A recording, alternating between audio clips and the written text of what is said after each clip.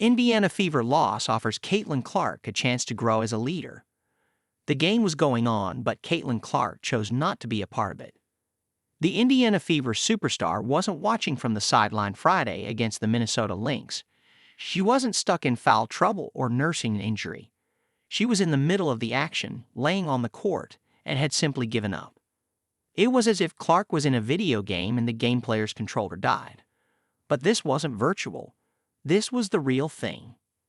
This was a matchup and a potential first-round playoff preview between a pair of MVP candidates and their respective teams. Yet Clark's composure had evaporated.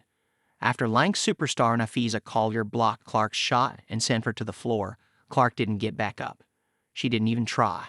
Instead, she stared up at the Gainbridge Fieldhouse rafters for a couple seconds, while the Lynx played 5-on-4 on the other end, resulting in a mid-range jumper by Courtney Williams that extended Minnesota's lead to 10 points. Clark thought she'd been fouled. A foul wasn't called, and the Fever's disastrous third quarter continued as the Lynx held on for a 99-88 victory. That rage-filled sequence from Clark, one in which she vehemently complained to the refs and had to be subbed out, didn't decide the outcome of the game, but it certainly wasn't helpful. "I think I could have done a little bit better job controlling my emotions," said Clark, who finished with 25 points, 8 assists, and 8 rebounds. Fever coach Christy Sides, while appreciative of Clark's fiery nature, was more direct. "It reminds me of Diana Taurasi," Sides said. "So when she's upset or mad, that's what we've been working on, trying to figure out how to get past those moments. I was worried she was going to pick up a technical foul in that third quarter, and thank goodness she didn't. But that's growth, and she's got to learn that in those moments, I need my point guard to have a cool head." Clark wasn't the only one. Fever forward Alia Boston was assessed a technical foul early in the third quarter after she argued with an official over what she believed was a missed foul call. Of course, that didn't change the ref's mind, and Sides acknowledged that the Fever became too consumed by the officiating. The Lynx were quick to pounce on the Fever's disarray, flipping a 5-point deficit at the beginning of the frame into a 12-point lead heading into the fourth quarter. What could the Fever learn from their lack of composure? Kelsey Mitchell didn't mince words.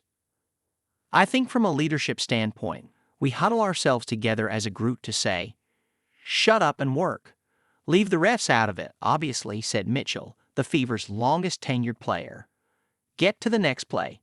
Get to the next action. Get to the next set. And, in theory, get to the next level." 3 nights ago, the Fever clinched a playoff berth for the first time since 2016, and from Sides' perspective, Friday felt like a playoff atmosphere. The crowd was loud and the play was physical. Nothing came easy, and in the fourth quarter, the Fever responded like a team that finally understood that. Mitchell scored 8 of her 23 points in the final frame. Boston chipped in with 6 of her 20 points and recorded a block. However, it was Clark who emerged as the main catalyst in the last 10 minutes. After she regained her equanimity, she changed the game. Clark scored or assisted on 14 points in the fourth quarter, helping the Fever pull within a point, but that was far as Indiana would climb. Trailing 78-77, Clark blocked Alana Smith's jumper and secured the loose ball on the ensuing fast break, but she threw an ill-advised pass toward Temi Fatbinel that was easily intercepted by Natasha Heedman. "Honestly, I thought we played really good in the fourth," Clark said. "My turnover in transition is what I felt like really ended the momentum for us." Williams responded on the other end with a 3-pointer to push the Lynx's lead back to 4 points en route to handing the Fever their second defeat in 9 post-Olympics games. Both of Indiana's losses came at the hands of Minnesota and Collier, who was brilliant yet again. The 4-time All-Star finished with a game-high 26 points, 10 rebounds, and 2 blocks. Clark called the Lynx the hardest team in the league to guard because of how well they moved the ball, noting that it wasn't just Collier who made big plays.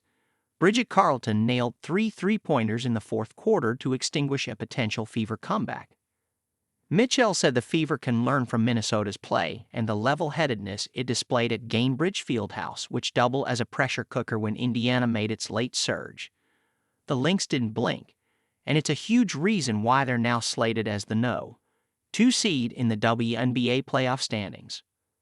Minnesota is the standard, Mitchell said, and if you want to compete at that next level and be a part of it,